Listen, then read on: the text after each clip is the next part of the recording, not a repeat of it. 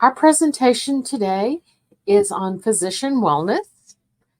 We are honored to have two presenters today, Charlotte Howard, Ph.D., and Tori Olds, Ph.D. They are both with Deep Eddy Psychotherapy. Together, they're going to explore physician wellness and provide tools to help promote wellness. Deep Eddy is a provider with the Travis County Physicians Wellness Program, Safe Harbor Counseling. The objectives for today's webinar are to describe how pressures of increasing workloads and complexities of practice have contributed to physician burnout, identify when active interventions and engagement in managing your own mental health may be necessary, and discuss options for treating burnout and other emotions and issues physicians face, including understanding the healing process. With that, I'd like to turn it over to Charlotte and Tori.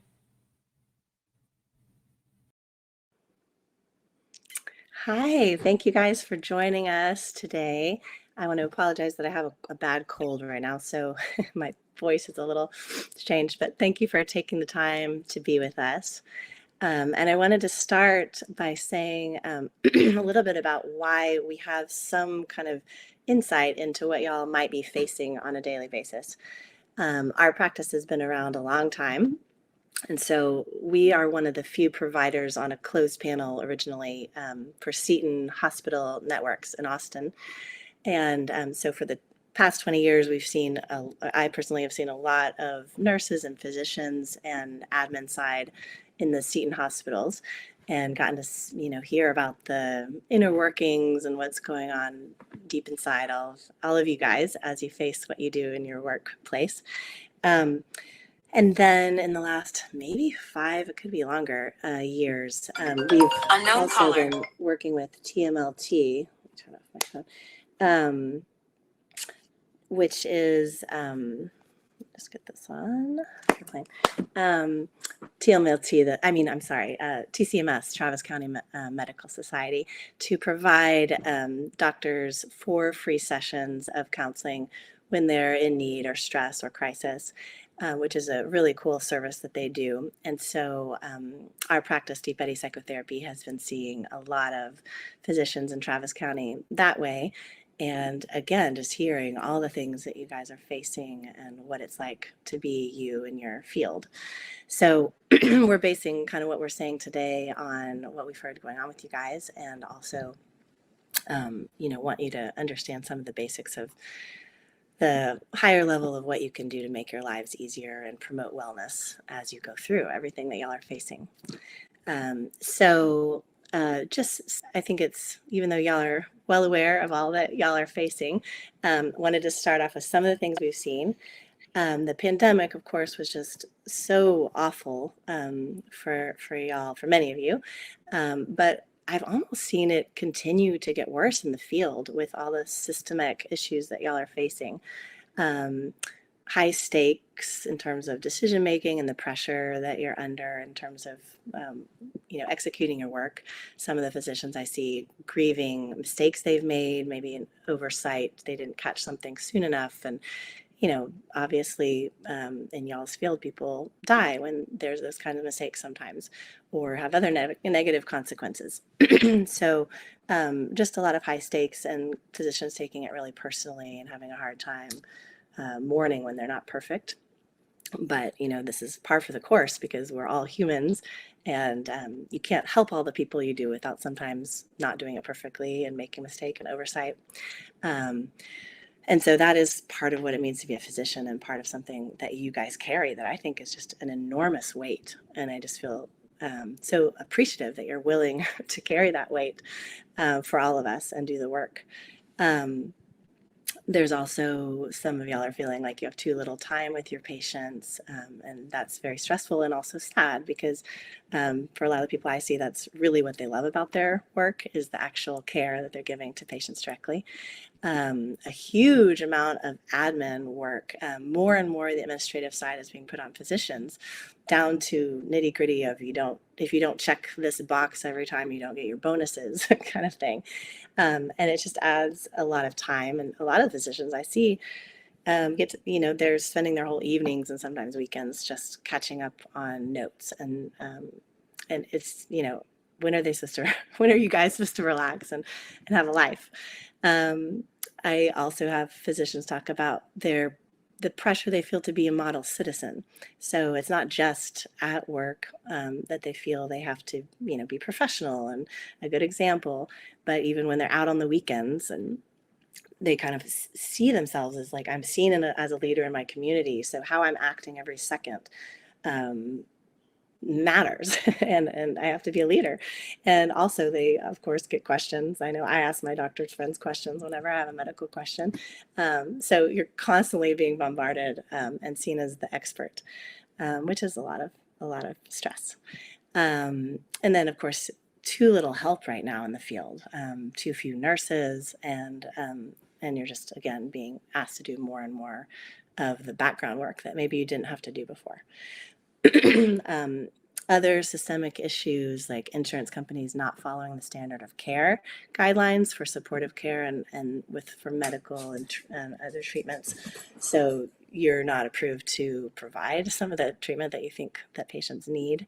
Some of my clients are being forced to take more patients than they want. They try to set boundaries with how much they feel they're capable of doing a good job with. And the business or group that they're working with just says no and continues to give them however much they think they need to do. Being not allowed to specialize in a certain way that you want or make decisions about the best practice or for your own quality of life. Having to deal with irritated patients. I've heard a lot of stories about that, just very rattling, and of course with complaints and other legal issues you sometimes face as well, or bad reviews. And then, of course, the traumas and losses that some of you, depending on the area you're in, see on a daily basis, which is very stressful for the nervous system. And I'm sure that's just the tip of the iceberg. That was just me brainstorming the kind of stuff I've heard over the last few weeks from the physicians I see. But it's you guys are really superheroes. But one of the problems is that you guys also expect yourselves to be superheroes, which is not reality. Even though you are doing such an incredible service for all of us, but the stress you put on yourselves to be superhuman is just not good for body and mental health. So I guess I just want to say that essentially I feel overall, and of course this is a select group of the physicians that come talk to me, and some of you guys are very happy and love your work, and many of the people even who see me love their work. But I would say that overall, what I'm hearing is that the physicians are demoralized, overworked, mistreated, not in control, and frankly, a lot of people actually come in to talk about if they want to leave the field and how they would do that. So it seems really dire to me, all the stuff that you guys are facing, and so I think it's very pertinent that we're talking about physician wellness. And I think there's kind of a lot of lip service given to burnout and physician wellness, but actually the system seems to be doubling down on what it's expecting of you guys in a way that I don't really see that changing, even as physicians are leaving the field. So I am, sad about the system y'all are in, or many of you are, and I hope for change, but I want to just recognize before we go into how you can help yourself given the situation, I just want to recognize that it's actually healthy to feel bad in an unhealthy system. So these are systemic issues that really don't have to do with you guys, and it is very stressful and upsetting and depressing and anxiety provoking, and it does lead to burnout to be in the kind of systems that a lot of you guys are in. So even if you're using amazing coping techniques and you apply the stuff Tori and I are talking about today, that doesn't mean that it solves all these issues. your body may be telling you like, hey, this isn't right, the system that I'm in. And I hope that over time that will change, and that you guys will continue to speak up publicly and with each other, and band together to try to have a workplace that enlivens you and is what you thought you were signing up for when you went into the field. But all that said, that a lot of this is not on you guys, no matter how well you cope. We would like to share with y'all some thoughts we have on how to make it better. A couple things that we feel contribute that are more in the doctor culture than in the greater system that y'all are in, is that there is a culture in which you guys are expect each other, or somehow maybe through your training are expected to be invincible and to not have mental health needs and to kind of be perfect and autonomous. And I really believe that you guys should work together to undo those things. And that would really help you to cope with the stressful situation you're in.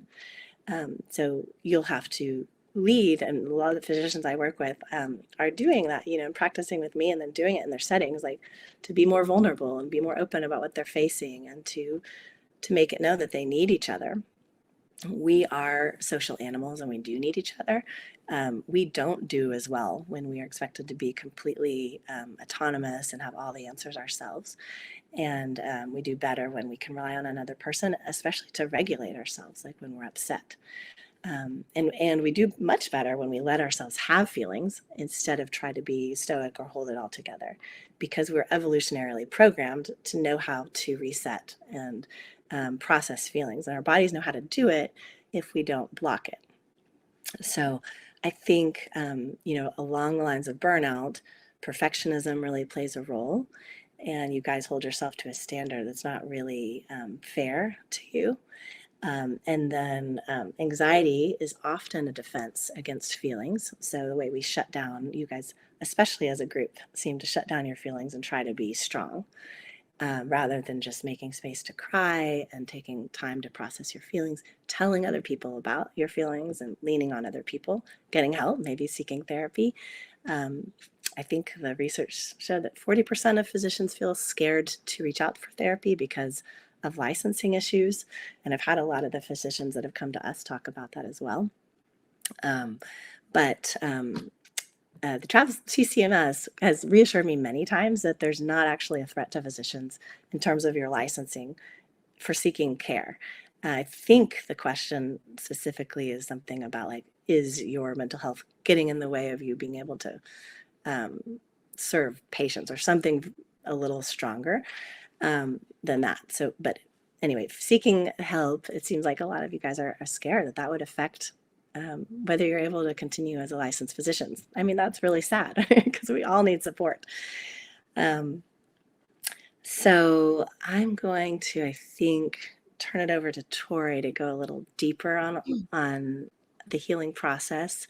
But I did want to just, say that changing the culture among you guys, you'll be less anxious if you start allowing yourself to have your feelings and relying on other people more and not expecting yourself to be perfect.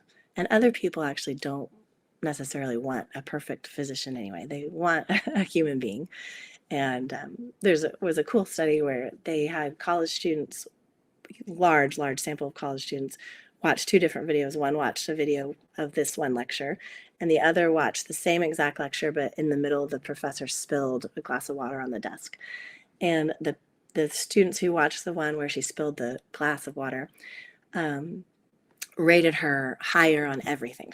They thought she was more attractive, more competent. It was a better lecture. They learned more. So, and there's lots of studies similar to that where, it actually, people want to know that we're human, and being perfect isn't necessarily comforting to anybody.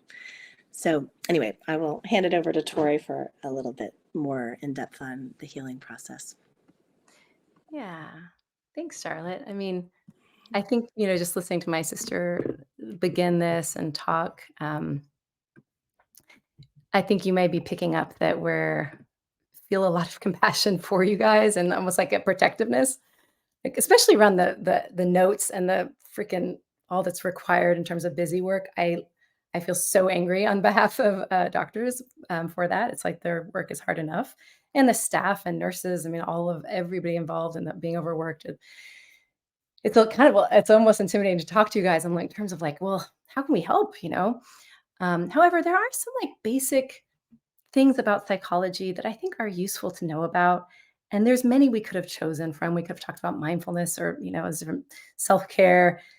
There is already a lot about the basics of self-care. So I kind of wanted to go a little bit deeper and see if, at least in what I'm sharing, if I could transmit to you something that might help you have a little bit more self-compassion.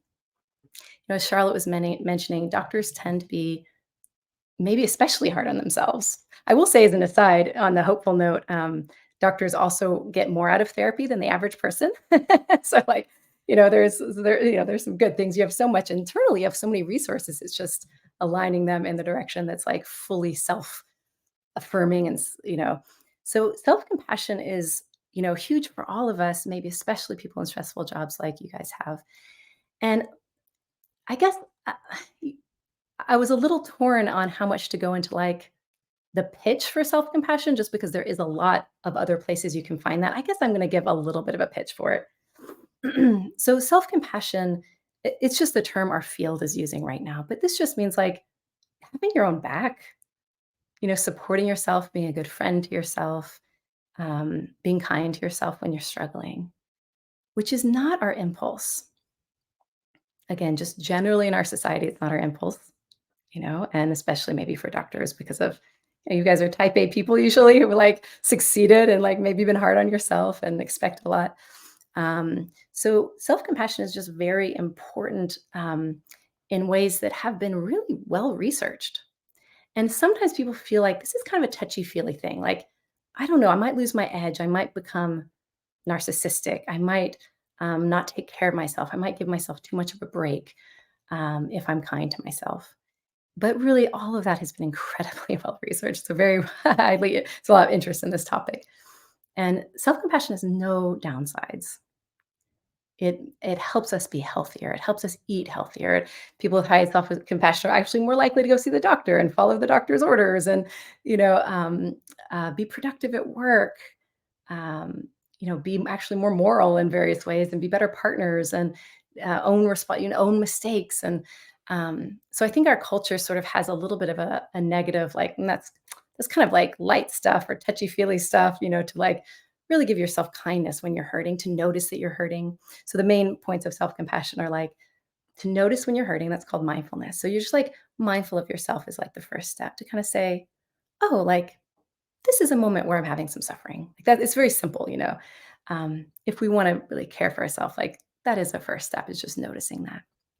This is a moment. Oh, I'm gonna check in with myself now again. Like, how am I doing? What's going on? Like what do I need? Like what am I really experiencing around this? And just making contact with that. This is how they research self-compassion. I'm giving you the research definition here. The second step, or the second part that they research, is called shared humanity. And that means like simply noticing, like when we're in that moment of struggle, that actually connects us to everybody, because everybody struggles. There's a weird thing we do when we're like made a mistake. The moments we need compassion, like we made a mistake, or we're struggling, or emotionally struggling, or we're scared, or we feel small, or whatever, we need, it's like in those moments, there's a weird thing we humans do, which is we tend to kind of like go in on ourselves and feel alone. Like like it, as if that's the moment we need to disconnect because it's kind of embarrassing maybe, or like it's only us, or we want to bury our head in the sand or hide it, or we don't feel like we suddenly deserve connection to the human family, when we're, not doing so well, we're struggling. But, the truth is, if anything connects us to the human family, like what's the probably only thing we share maybe, is the fact that we all struggle and suffer and make mistakes and need things and don't always have the answers. And like, that is the most normal thing that there is. And so when we're learning self-compassion, that's often the second step. And I'm presenting this, by the way, because I think self-compassion is one of the has the most powerful outcomes in terms of just self-care. Um, so that second step of saying, okay, everyone suffers. Like everyone makes mistakes. Like just remembering that. It's like it's kind of like an obvious thing, but like emotionally we need that reminder when we're hitting up against some moment we need compassion. It's like, okay, I've noticed, I've checked in, how am I doing? Oh, this is hard. It's really hard. Oh, I'm really stressed. I'm really anxious about this. I feel insecure about it. I feel angry. I feel helpless, whatever that thing is, or I feel like there's a loss. It's really hitting me. First, noticing that. Second, feeling like, okay, that's normal. That's just what it is to be human. That doesn't make me different. That doesn't mean I need to run and hide or disconnect or pretend it's not there. Like I can, I don't have to share it with everybody because some people aren't safe. I'm not saying we blast it out on Facebook or something necessarily, but we remember like we're not alone. Like this is normal. And then third, of course, offering some kindness. Those are the kind of the three like steps for self-compassion when it's done as a practice. It's like just slowing down, checking in if we're okay, really being honest with ourselves when we're not, like, oh, that was really hard. Having some little moment where we can step away, acknowledge that. Of course, they try to make this very practical for people, hence the three steps. And there's something called the self-compassion break you can research online where you just like really quickly have a phrase that reminds you of either of these 3 points. I'm really, ouch, this hurts, I'm suffering. I'm not alone in my suffering. This is normal, whatever phrase you pick for yourself. And like, may I be kind to myself. And so this doesn't need to take, it's a pivot that can actually happen pretty quickly and give a lot of relief really quickly.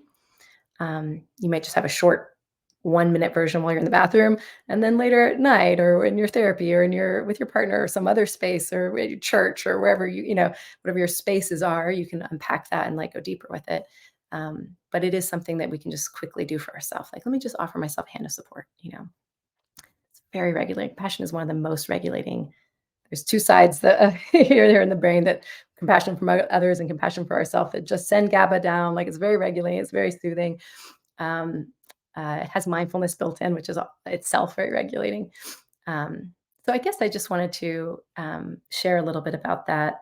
And I don't have, let's see, I have 20 minutes left. I'm trying to gauge how deep to get into some other science. I was thinking if I had time, we might touch on, but I think I will because it seems like we do probably have time. Um, and it's one thing to be told you should have compassion for yourself. It has good research results, and it has no negatives, and it's a positive force. I also have a cold, if you didn't notice, but both Charlotte and I are sick. Sorry about that. But it's one thing to be told that, and it's another thing to kind of like be really given an argument of like, hey, this is why you deserve compassion. I mean, Charlotte hit a little bit in terms of the external pieces, but I'm going to try to hit in terms of the internal pieces, like the things that, gosh, sometimes we're not proud of, but like I think that's a shame. Like we can have internal struggles. Sometimes they interface with, they're triggered by the external stressors, but sometimes we are sort of the source of some of our suffering. Like if we have an inner critic, or if we're just like not taking care of ourselves in some way, like we're drinking too much, or we're not letting people close, or we're yelling at our kids and being impatient. We have a rage, a temper problem. Like sometimes there are things that we think of as like our psychological issues that I think we also need a lot of compassion, and not just compassion like, oh, poor me, but I mean like respect for ourselves, like to hold ourselves with a lot of dignity if we are choosing to do some not just self-care kind of stuff, but like deep inner healing work where we notice like, especially if any of you have had like trauma history, which many people have, like maybe not even like overt, like obvious trauma, but just like painful things where you felt alone a lot as a child or bullied, or so we have these, we carry these wounds, with us. And if we're wanting to go into that kind of work, usually what like stimulates our awareness is some kind of what we might call a symptom. It's kind of a medical word, but like, it's a little cold of a word, but like, depression or anxiety, or, you know, um, drinking, not setting boundaries, these places that we feel like, oh, I'm struggling. I don't have my stuff together, feeling a little frazzled or overwhelmed. And we can feel, I think, kind of like embarrassed about that, or like I'm doing this bad thing. I know I should eat better or something. I should know better. And why am I not doing it? So I just want to make a little scientific argument, because I think that's exactly the moment where we need the most compassion, is when we are losing our stuff, or just we're stuck in a pattern, like a behavioral or interpersonal pattern that we're having trouble getting out of. And so I'm going to go a little sciencey here, a little psychology here, a little deeper stuff that, but I think you guys will enjoy following it, I hope. And I want to share with you one of my favorite concepts in the whole field of psychology, and that's called the concept of coherence. And coherence means that anytime we're struggling with something, we're doing something, everything we do, barring some kind of health issue like a brain injury, or genetic problem, like barring kind of medical reasons, besides those, when we're just generally reacting and being ourselves and having our patterns and having our issues, everything we do makes sense based on past learning. Now, there's a lot of things we learn in the past, but usually when it's a psychological issue, it's around how to stay safe or how to stay loved. Things we learned that helped us adapt or survive or not be rejected by the group, things we learned growing up that helped us adapt, especially when we're children. We'd have a lot of this, learning. But this kind of learning, you know, if you might say, well, I don't know what learning is underneath my drinking, or, I didn't learn to drink, but the thing is about how the mind works is that a lot of our learnings of how to be are actually wired in implicit memory. So they're in memory, they're learning, we remember, what's safe and dangerous and how to respond, how to adapt. It's, it's a version of memory, but it's not the type of memory we're conscious of, just because that's how we're wired, that's evolution. There's, um, which makes it a little tricky thing because it means a lot of the time we don't really know why we're getting stuck in the patterns we're stuck in. Yes, it's based on some underneath, foundational kind of map of reality, like learning of how to be and what to expect. But most of those are held subcortically, which is just a less conscious part of the brain. So I just want to say a little bit about subcortical. Like the subcortical mind is a little different than the neocortex. We're learning like facts and logic. The subcortical brain learns more through experience. So it's not ideas so much; it learns basically patterns. That's kind of its job, is to it's very associational. Like, what's the pattern of things? Like, what tends to be associated or connected to what? Like in space and time. So an obvious example of this and why it would be a useful thing for our brain to do is like in conditioning. Like if you think of every time a mouse, I'm sure you've heard of classical or operant conditioning, like every time a mouse hears a bell, that hears the sound of the bell and it receives a shock. Okay, now in the future, the brain's going to remember, it's going to associate the sound of a bell with the experience of a shock, and it means danger, right? And then some kind of adaptation like running away, or this is what I need to do to save myself or avoid that sound or whatever. And that kind of learning, that subcortical mapping of things is not based on logic. Like there's no logical reason. The brain doesn't need to know the logical reason why a bell should be connected to a shock. It just saw those happen together and it will learn it, right? It's kind of like the proof is in the pudding version of type, layer of the brain. And these are actually neural links. Like the brain is literally associating, like now the sound of a bell is associated with, danger, fear, right? Association, a prediction of so like prediction of danger or fear. Actually, so this is the kind of learning I'm talking about. I just want to give one more example, and then I'll connect this to psychology. I promise. Another great example is muscle memory. Like when you're learning to ride a bike, like that's learning, that's memory, but you're not conscious of it. You couldn't write a book or tell somebody else or verbalize how to ride a bike, like in all its detail, right? Not the way that they'd actually be able to ride the bike. But our implicit system knows a ton about it. If you happen to know how to ride a bike, you know a ton about it. Like you might know that if I lean a little bit too much this way, and there's a little quivering, like I can feel the quivering, that means I need to lean like like a tiny little bit imperceptibly this way to balance it. Tons of like very, very like detailed knowing about exactly how to respond. We're working with something like muscle memory. It's very sophisticated, really, right?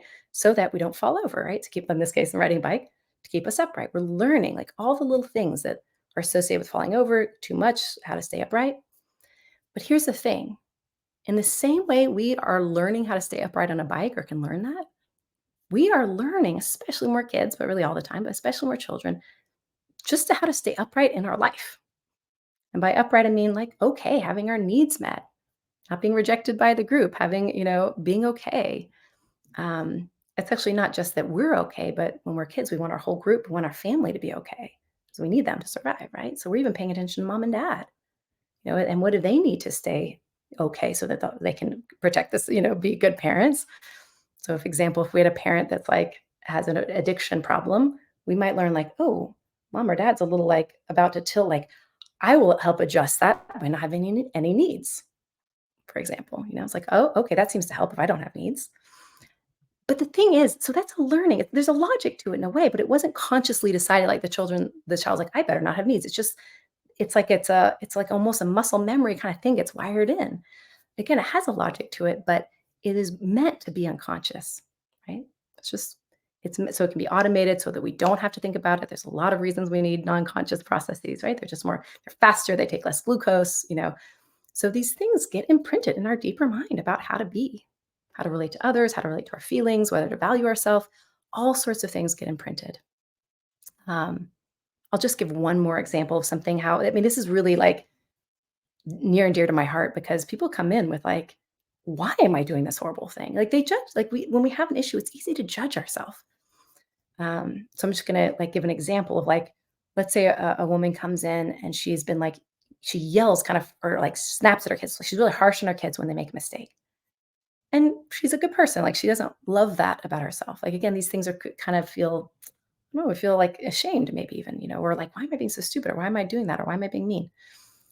And so I'm just giving an example of like when I have someone come in with that kind of thing, I'm assuming, okay, what kind of learning is underneath that? So let's say for this person, they were in a more abusive household when they were young. And every time, when dad saw a mistake, if he got triggered, he could actually be like really threatening, either verbally, physically, whatever, really, really damaging. So let's say this person was an older sibling and they're kind of trying to protect the younger sibling. So they learn if the sibling starts to make a mistake, okay, I don't want dad to see that mistake. So I'll jump in and correct them kind of harshly first to keep them in line, right? So that we're not courting a bigger problem, right? To protect the younger brother, let's say. So that's like a very earnest reason. There's nothing evil about that. It's a learning, it's an adaptation. It's like, this is what we have to do to adapt. Like, I need to be hard on you, younger brother. If you make a mistake, my brain's learning, judge you, but not judge you, but like pounce on you, correct it, be harsh with you, get you back in line for safety reasons. But now here I am as a mom, and how the brain works, it's because it's not conscious, because it's not like logically mediated. It just like says, this is what I know now to do. It's conditioned. Like if I see a child make a mistake, I must be harsh on them. We feel this impulse like, oh, I got to be harsh on you, and we're like, why am I being so harsh, and those things are really, really important to for one, even if we don't know the reason yet, to kind of give ourselves the benefit of the doubt when we're bumping up on some psychological struggle, there has to be something. We're not wired to be stupid. Like we're not wired to want to mess things up. We're wired to learn and adapt. And our brain is constantly trying. It's impossible for our brain not to be trying its best all the time. Like that's what it's there for. So if we're struggling with something, if we're doing something that seems irrational or difficult or immoral, even like looking under that and saying, okay, what is that based on? That's why I want to kind of share that with you guys today. I hope that wasn't too much science, but like just to give that nugget that like give yourself some benefit of the doubt, give yourself some dignity in your moments of looking to heal or work through or change or evolve around your issues. My mentor says when people don't understand why they're doing what they're doing, they think they're bad, sick, crazy, or stupid. But we're none of those things. We just evolved with a certain kind of brain. I don't know how much more time to take, but I think I do have another 10 minutes. So I may just give one more thing about this um, that I hope that stays with people of like, or it was enough rationale of like, okay, like I'm not bad, sick, crazy, or stupid, or lazy, or any of those things. Like there is reasons why we struggle. It always makes sense. So that's the kind of on the self-compassion side. On the I do want to also touch on the hope side. Because yes, this is difficult stuff and certainly we deserve compassion. But the good news is we actually can change, like I said, those neural firing patterns. I mean, I think it's so fascinating that our patterns on the surface are actually neural firing patterns, long-term potentiation patterns that get set up, So, but we used to think until about 2002, 2003, that once, whether it's fear conditioning or whether any implicit memory like that, something got learned on that implicit level and those proteins synthesized and everything connected to the neurons, that you couldn't actually undo that learning. We thought maybe you could override it with like extinction training, but that's different. So we thought that would always pop up under stress. Like we didn't think you could actually erase it. And in the last 20 years or so, we've realized that the brain actually does have an innate mechanism for unlocking those associations, those patterns, and updating them with new information, which is really, really important, especially with if you have a pattern that says like my selfhood is associated with badness, like core shame, like I just don't value myself on a core level. Like that's a learning, right? But that actually can be updated. I don't think I'll go too heavy in the science here. The innate process in the brain is called memory reconsolidation. In other words, I think you all know probably that when we're moving memories from short-term memory to long-term memory, when we're learning them, we're memorizing them, memories are consolidated. And we thought, okay, they just are consolidated, but we can actually make them labile. We can open them again, shift what they know, and then reconsolidate. They'll just naturally reconsolidate in a new form. So that's called memory reconsolidation. I do have a YouTube video just on that topic, explaining the science and what is required. So if you're interested in that, I'm trying to give some like hope here, like we can change these things. This isn't impossible. These patterns we get in, as long as we get down to like what the root is. Just to give the really short version of how this works, basically what the brain requires is to have these predictions, because these patterns are really predictions of what's about to happen. Like the bell means shock, or to go this way on my bike, I have to go upward. It's like predicting what's about to happen and how do I need to respond all the time. So those predictions, what we need to change them is have them the brain actively running fire down that neural network. It's not fire, running electricity. It does feel like that sometimes. Running electricity down that neural network, while at the same time seeing evidence that disconfirms that network's prediction. Like, I think I'm going to get judged if I cry or something. And then, having a new experience where that does happen and it's not the outcome we perceived. We predicted, or unconsciously predicted. So there are many, many therapies that are now like trying to find, like, discover different ways to kind of bring this process online, where we can like bump into like, what is that learning? How do we kind of purposefully like make it conscious, so we can purposefully kind of activate it while activating some other new learning at the same time, so that these things can like really be learned kind of from the bottom up, we might say. So I know I just kind of said a lot and shoved in a lot in a short period.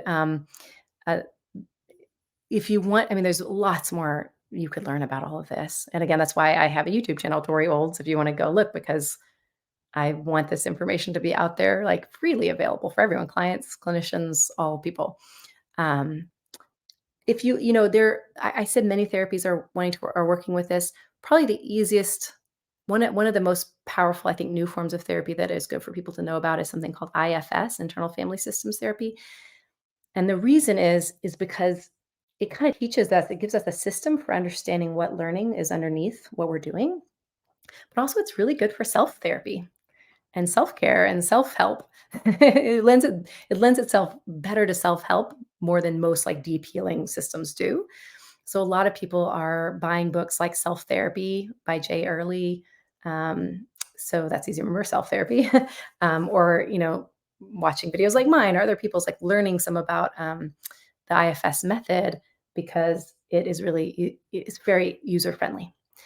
So you can do some like real work on this level of trying to make memory consolidation happen, just kind of even on your own, which for a lot of people, they don't want to be in therapy. And so I'm glad we have some, tools and frameworks and, just systems to give them, that they can begin like really unlearning things that they learned originally.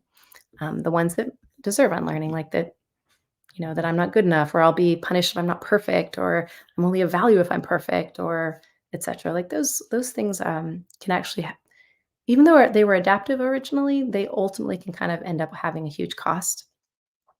So again, we weren't crazy. Maybe at that time we did have to be perfect in this context. Or as we change context, we want to be able to flexibly adapt, because sometimes that's not worth it anymore to live under those rules, that we've been marching to. So thank you for listening along, and I guess probably I should wrap it up around there. I know we wanted time for questions. Yeah, Any I thoughts? just wanted to Yeah. jump in and say, to point out a key thing in case it got buried a little bit in terms of the memory consolidation Tori's talking about and the emotional work she's talking about. when you open up those neural webs to be changed so that you can feel better, like if you have a panic attack every time after work, those are the kind of patterns Tori's talking about changing. Or if you're stressed and constantly just perseverating around a mistake you might have made, or did you treat this patient the right way and you can't unlock from it. That's what Tori's talking about, those kind of patterns and how we can change them. But when she's talking about opening up to edit those neural webs, the key part to get those accessible to us for editing is that you are feeling what it's like to be in that experience, that you are having your feelings. So it can't be a thought. Some doctors come into therapy and they're like, I think I'm just a bad person. And they're telling me all about how they think that. Well, we could talk about that and have insights about where it came from, but it's not going to change your felt experience of being a bad person. The way to change your felt experience of being a bad person is to feel, I feel like you're opening and letting yourself feel that feeling, and then we can work with it. It's like the file is open, and now we can have new information, we can have new learnings, so that when it reconsolidates or when it goes, back into like, let's file that away and put it on autopilot so we don't have to waste energy with that. It's different. And so I think that the key part is for you to let yourself have your feelings and really open the feeling, and then have a self-compassion or let other people care for you in it so that you can really change. We have to balance the over-intellectual aspect of your work, by encouraging your emotional life so that you can have happiness and felt meaning and all of the richness that happens in life. It's so easy to get over intellectual as a physician, and it's just so needed right now with all the stress y'all are under, unless you want to be robotic or depressed or anxious, or lose relationships. It's so needed to soften and be able to face and feel your feelings and get support and care, whether it's from a loved one or it's going to therapy. And when Tori said that therapy helps more for physicians, for the general public, it has the effect size of Tylenol. So therapy is effective, and it's even more effective for physicians in terms of what the research shows about it. But it could just be, honestly, support from other loved ones. And when we feel resourced socially, like social resources, what we evolutionarily prioritize, because like if there's a wolf coming, how safe we feel and how much we pull resources from our gut to like fight and, deal with this situation, we are able to stay much more calm and pull less resources from internally if we have a whole, group of people that are facing this fox or bear or whatever it is together. And so we have evolutionarily learned that the resource to prioritize in terms of how safe we feel and how good and well we feel is our social resource.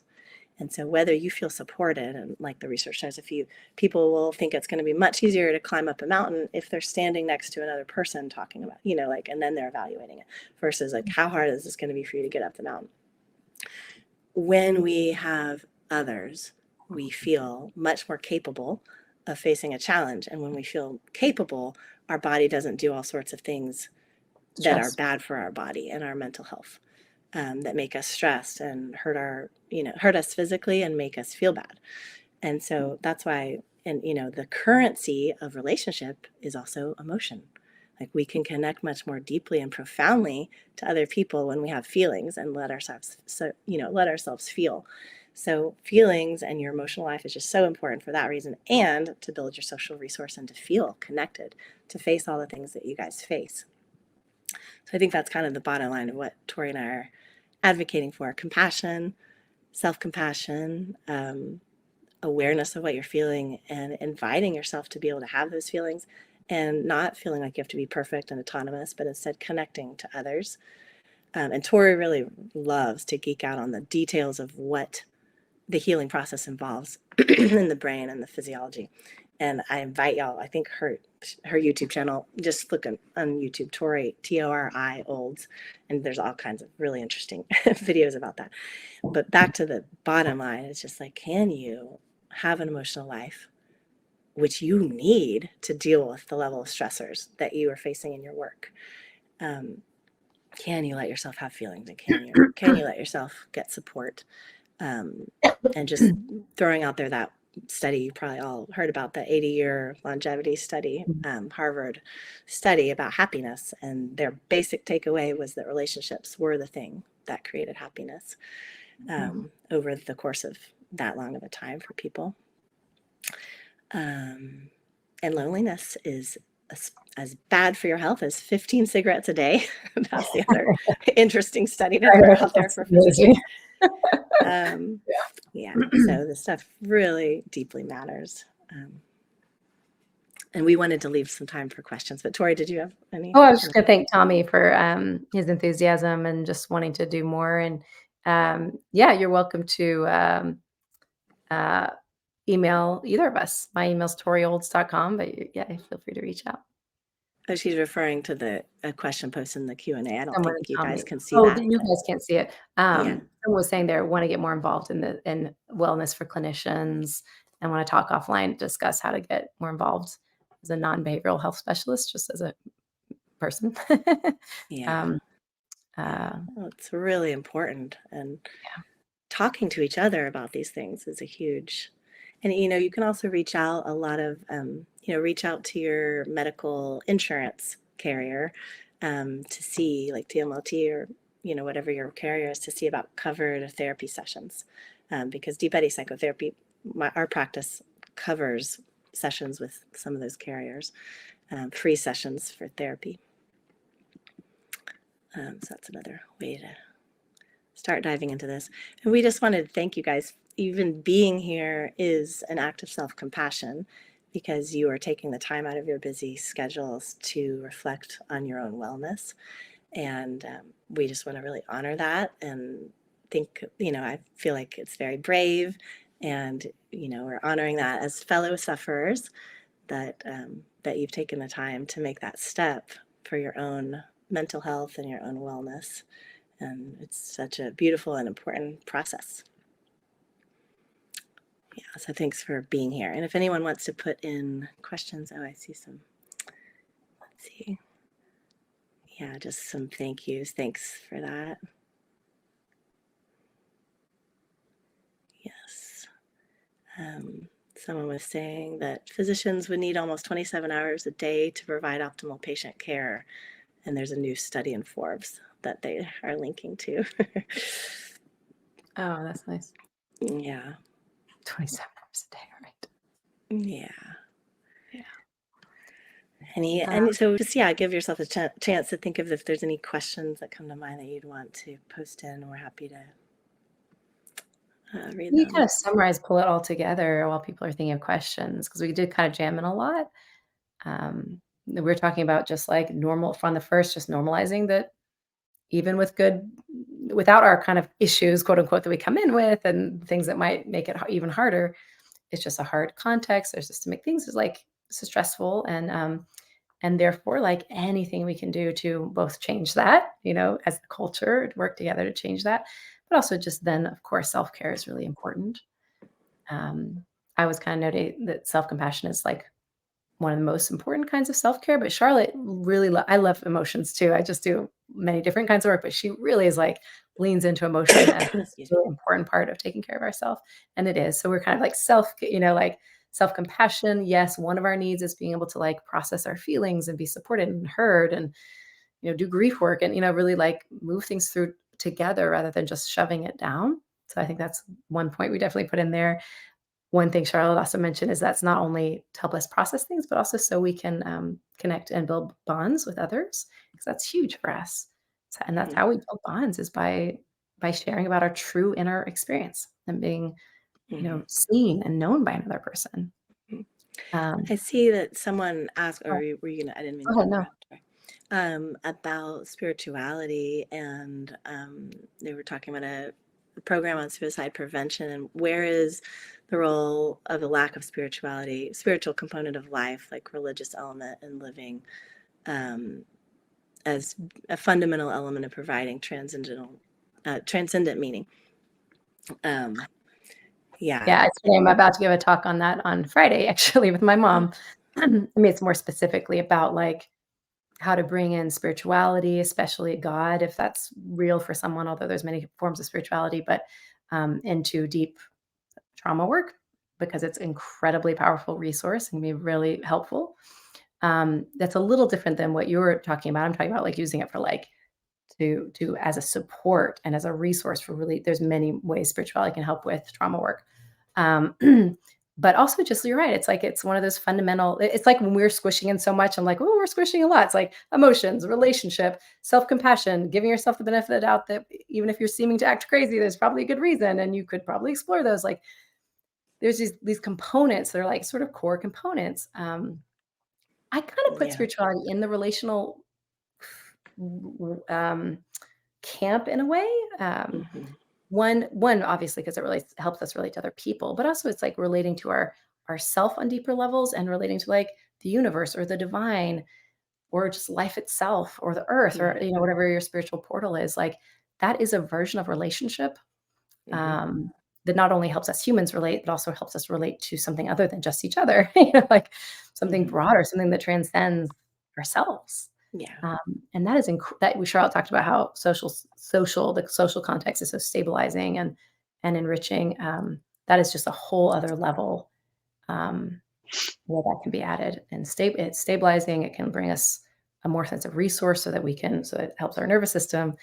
There's a lot of benefit to. And there's a lot of science around that for sure, like tons of studies. Thank you for that question because I do think that is important. And even for people who don't have a religion or a belief in a higher power, spirituality can be connection with nature. It can be connection with love, defining what it is for you that makes life mysterious, magical, worth living. And like Tori said, it's relational. So we're talking about the healing nature and the importance of relationship in terms of our wellness. And that is a relationship. Like you can have a felt sense of relationship with nature or God, or whatever it is for you, the universe, like the mystery, love with a capital L. But if you have some sort of resource like that, it helps with the self-compassion. It helps with compassion. It's like you can feel held. And that is so deeply comforting. When you're trying to face all the things that this life brings and especially find meaning in it all. So that's a great question. Any other questions? One more thing that there's not any other questions coming in. I was thinking about, we're talking about self-compassion, but also compassion versus empathy in terms of what you give your patients. Just a little, empathy can lead to burnout more readily because in empathy, we really feel what our patients are feeling. And it's a big topic in our field doing therapy, but I think it also really applies to physicians that it turns out that the same outcomes and the same benefit for the patient or the friend or whoever it is can be reached if we feel compassionate instead of empathy. And in compassion, we actually feel good. It's a motivating, positive force that our brain reads as positive, like, ooh, we feel good when we feel compassion for somebody else. But it's just as healing as someone up for the other person, for us to feel compassionate for them instead of empathic. And if we feel empathic, if they're sad, we are feeling their sadness, which is taxing on our nervous system. So just want to throw that out there. It's the reason she said the brain marks it as a positive emotion. I mean, it's basically love, it's like it's a positive, but it's like it's the desire to end somebody's suffering. It's like and that is something you can also practice. I mean, that's another form of self-care is practicing doing compassion meditations where you're practicing feeling compassion for others, because that is a filling experience. It's not a so burdening experience. And like practicing when you're feeling that, like heartache for someone, you don't want to erase that. You can have like a touch of that just so you know what they're feeling, but then you really lean into like this motivation to help and this care, more caring emotions can really help. Some really interesting research by a researcher named Singer, if anyone's interested in that. Yeah. Awesome, ladies, Charlotte and Tori. I don't see any other questions popping up. But we do want to thank you so much for your time today and sharing these very helpful thoughts and techniques and approaches. So, if there are any other questions, we'll give you guys a couple of seconds to add anything else. Otherwise, as mentioned at the beginning, you will get a recording of this presentation, and there will be some further communications sent out to you. We thank you so much again, Charlotte and Tori, for being with us today and sharing your time. Thank you, participants, also for joining and offering your contributions to our discussion today as well. So we hope you all have a great remainder of your day today and a good rest of your week. Thank you so much. Thanks. Aaron.